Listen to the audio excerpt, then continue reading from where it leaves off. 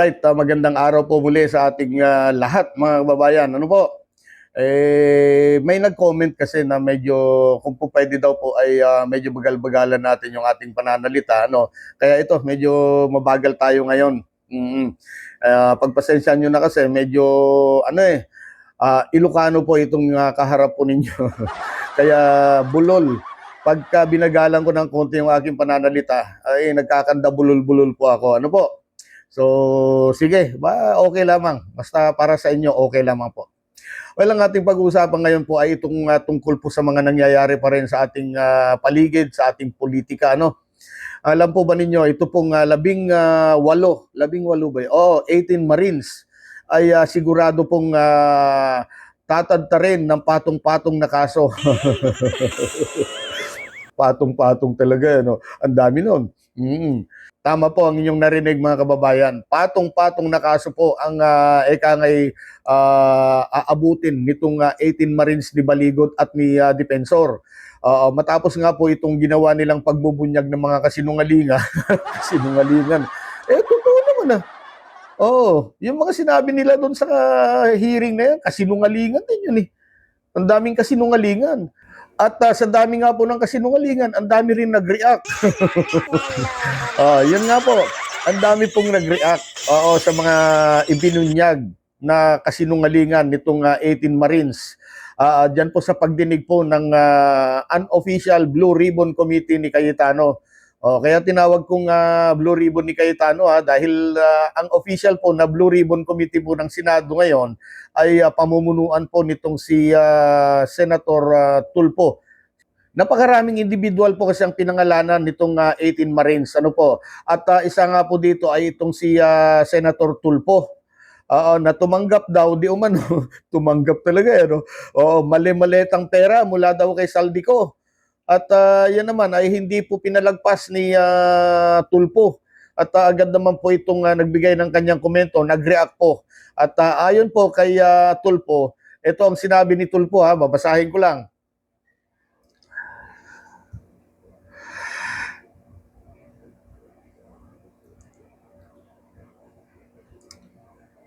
Ang sabi po ni Tulfo, hindi na ito simpleng investigasyon at ito ay malinaw na planadong propaganda laban sa aking pagkatao.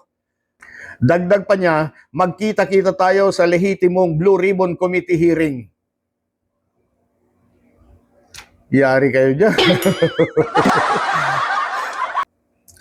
Ay, nako. Dito, palagay ko, magkakaalaman na nito, ano?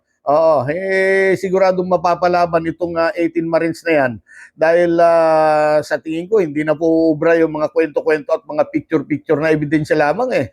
At malamang sa malamang, sunod-sunod po ang contempt pag nagkataon. Siguro, advice natin ng Senado, ano? Mga ma'am, mga sir, dyan po sa Senado, sana ihanda na po ninyo yung inyong mga detention facilities sa Lunes. At ayon pa nga po kay Tulfo, sasampahan din daw po niya ng kaso ang mga senador at mga ex-Marines na nag-akusa sa kanya. Yan. Alam niyo mga kababayan, pati din itong si Trillanes talagang napikon na. So, ang gagawin ni Trillanes ay magsasampa rin po ng patong-patong na kaso dito sa mga Marines na nagsalita laban sa kanya o kaya ini-involve siya doon sa, ewan ko, kapirahan din yan . Yung sa ICC naman. Grabe talaga mga ito. Halatang-halata naman na kasi, kung nabubuhay nga lang si Rod Navarro, kilala po ninyo yung si Rod Navarro, yung magaling na broadcaster nung araw, isa lang ang sasabihin sa inyo, isa kayong lantang gulay, lantang gulay talaga, no? Ano ba ibig sabihin pagka sinabing lantang gulay? Wala kayong sustansya. Yan. Walang sustansya. Grabe talaga si Rod Navarro nun, ano? Kumbaga, hindi nyo na inabot, lalong-lalo na pa yung mga medyo bata-bata ngayon, hindi na inabot yan. Pero yung mga kagaya ko, na nagkakaedad na, sabihin natin senior na, inabot natin yan si Rod Navarro.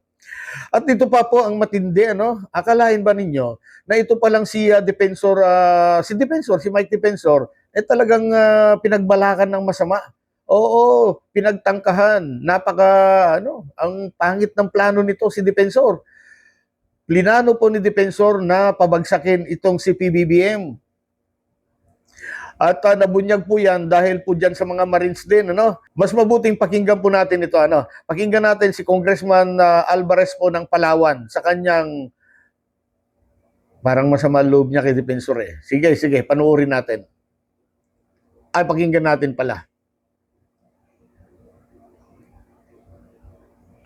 Ito po. Mahirap man ako magsabi ng motibo. Ngunit, siguro may kinalaman doon sa pinadala sa akin ni Mike Defensor. Hindi ba si Mike? Wala na. Si Mike Defensor nagpadala sa akin ng impeachment ni Pangulo. Ako yung walang. Nandito sa cellphone ko. Gusto niyo makita? Pagkatapos, pinadala sa akin na kung maaari daw endorso ko. Nung hindi ko inendorso, bigla na lang ako nagkapangalan dito. Hindi ko sinasabi na yung sinasabi na mabuhay ka, Congressman Jose Alvarez po. Si Margaret, hindi ko kilala kung sino itong Margaret nagpadala sa akin. I'm writing on behalf of Congressman Mike Defensor to request for your endorsement of impeachment complaint against PBBM for graft and corruption and betrayal of public trust. Your principled stance, pinula pa ako, your principled stance on accountability makes you an ideal endorser. We respectfully request for your public endorsement to strengthen this effort and uphold the rule of law. Attached is the full complaint for your review. Thank you for your consideration. Hello po, will you endorse? Ang sagot ko, no, sorry. Hindi ko pa nabasa eh. Pinapa-endorse agad sa akin. Pinaprint ko kaya kapal. So, sunod noon, kasama na po ako rito sa Marines.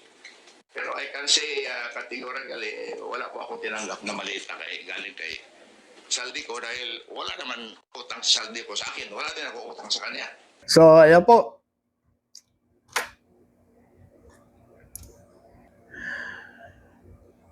Narinig nyo naman po, hindi po ito basta-basta paratang lamang. May ebidensya po.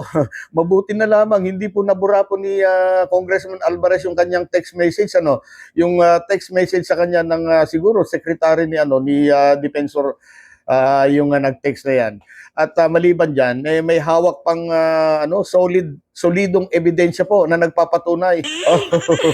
Pinadalhan din pala siya ng kopya ng impeachment laban kay PBBM para po i-endorse. Grabe, pero at hindi si Congressman Alvarez, hindi pa niya nababasa, sinagutan niya kagad ng no.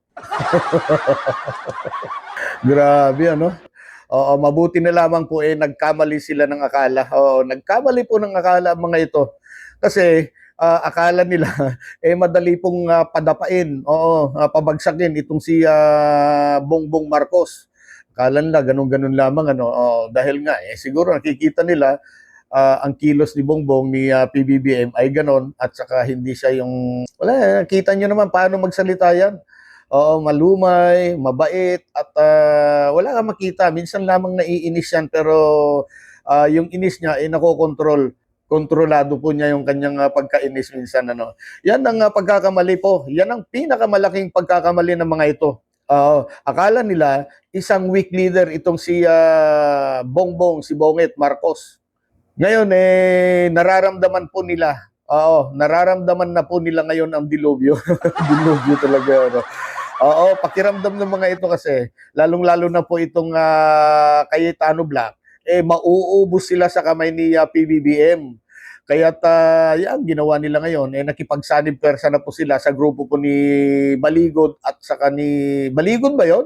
Baligot? Baligot o Baligod. Nakipagsanib persa na po ang grupo po ni Cayetano dito po sa grupo po ni Baligot at saka ni Defensor.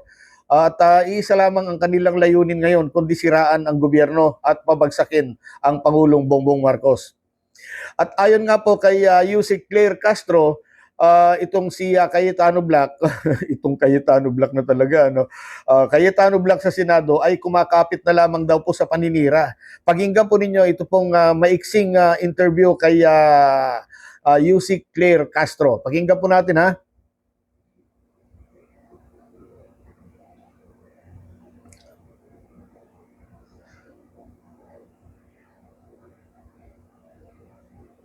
Ayan. Maiksi lang po ito. Senator Cayetano made some statements about the palace. Isa po doon ay sabi niya, sometimes you have to bend the Constitution to please Malacanang. Wala tayong nilalabag na anumang probisyon ng konstitusyon. Maliwanag naman, di ba, nakalagay sa konstitusyon, the Senate shall elect the Senate President by the vote of majority of all the members. May inelect ba na Senate President? Di ba wala? Pero nung nagkaroon ng quorum, pwede silang gumawa ng transaksyon. At legal ang pagdeklara na bakante lahat ang Senate elected or elected Senate positions. So, walang dinideklara, walang binoto, walang inelect na Senate President, acting Senate President. So, ano ang nilalabag na probisyon ng konstitusyon? At maliwanag, akin na rin nabanggit kanina, na tayo ay sumusunod lamang sa naging kautusan at naging desisyon ng Supreme Court sa Avellino versus Cuenco. At tandaan natin, yan din ang ginawang aksyon ni dating Senate President Franklin Drilon na nagdeklara siya noong 2015 ng quorum ng 12, di ba? Kasi may 17 at that time na recognized base number at nandoon sina Senator Alan at Senator Pia Cayetano. Wala naman naging pagtutol dito, wala naman naging ginawang aksyon na sinampa sa Korte Suprema. So yan ang nasusunod na jurisprudence sa ngayon. Sabi ni Senator Marcoleta, hindi daw po yun applicable. Yun na lang siguro, kung pupunta sila sa Supreme Court, sabihin na lang niya sa korte. Ma'am, yung pakikipagpulong daw ng, ano nga yung sinasabi? 11. SB 11. Yes, SB 11 Nagpupulong sila? sa Malacanang. Coordinated daw po dito. Wala tayong impormasyon patungkol dyan. At yung akusyon po na may mga members daw po ng cabinet na tinangkang kausapin si Senator Jinggoy Estrada para daw po maligtas sa kanyang kaso. Unang-una, ano po bang kapangyarihan ng mga miyembro ng gabinete na mangako sa isang tao na di umanong sangkot sa anomalya? Nasasabihin, wala ka ng kaso. Wala silang karapatan. Wala silang kapangyarihan. Ang kapangyarihan ng pag-iimbestiga ay nasa kamay ng Office of the Ombudsman or ng DOJ. So, nasa Office of the Ombudsman ang pagre-rekomenda kung i-dismiss ang kaso o isasampa ang kaso. Walang kinalaman doon ang gabinete. Ang mahirap po kasi ngayon, mas marami ang paninira. Kumbaga, sa paninira na lamang sila kumakapit para iangat ang sarili nila. Ma'am, your response to criticisms and observations na ang ombudsman, albeit independent siya under the Constitution, ay kaalyado pa rin daw ni Pangulong Ferdinand Marcos Jr. given that he is the older brother of DILG Secretary John Vic Remulla. Hinala lang nila yan, hindi mo naman mapaghihiwalay yung magkapatid yan eh. Pero iba naman ang mandato ng ombudsman at iba naman ang mandato ng isang sekretary ng DILG. Kung nagkataon magkapatid sila, hindi naman ibig sabihin na sila yung nagkakampihan sa lahat ng bagay. So, yung mga ganitong klaseng hinala, alam niyo naman yan, naggagawa ng intriga para sirain ang ibang institusyon. So, dapat siguro iangat muna nila yung kanilang institusyon bago manira ng ibang institusyon. Thank you. Thank you, ma'am. Ayan. Nakita ninyo mga kababayan, hanggang po sa pagkasibak. Pagkasibak ni Cayetano sa kanya pong luklukan, sa kanya pong upuan o kaya sa kanyang pwesto, ay tila baga si PBBM pa rin ang sinisisi ng mga ito. May sinabi pa itong si Alan na Peter Cayetano. Ang sabi po niya ay hindi daw niya boss si Sara. Pero ano nakikita ng taong bayan sa iyo, Senator? Ano nakikita ng taong bayan sa ginagawa mo? Huwag niyo na po kaming bulahin. Kaya tama po. Sanib persa na itong grupo na yan. Si Defensor at Maligod, kasama po itong grupo po ni Cayetano, yung Cayetano Black, na pinamumugaran po ng mga senador. Oo, pinamumugaran po ng mga senador ni Duterte ay nagkakaisa na po at iisa lamang ang kanilang layunin. Ang siraan ng administrasyon at pabagsakin si PBBM upang sa ganon, mailuklok nila ang kanilang pinuno. Ayan. Tapos sasabihin yung hindi nyo boss. Yan ang pinuno nyo eh. Yan na lamang kasi ang natitira o kaya siya na lamang po ang huling alas.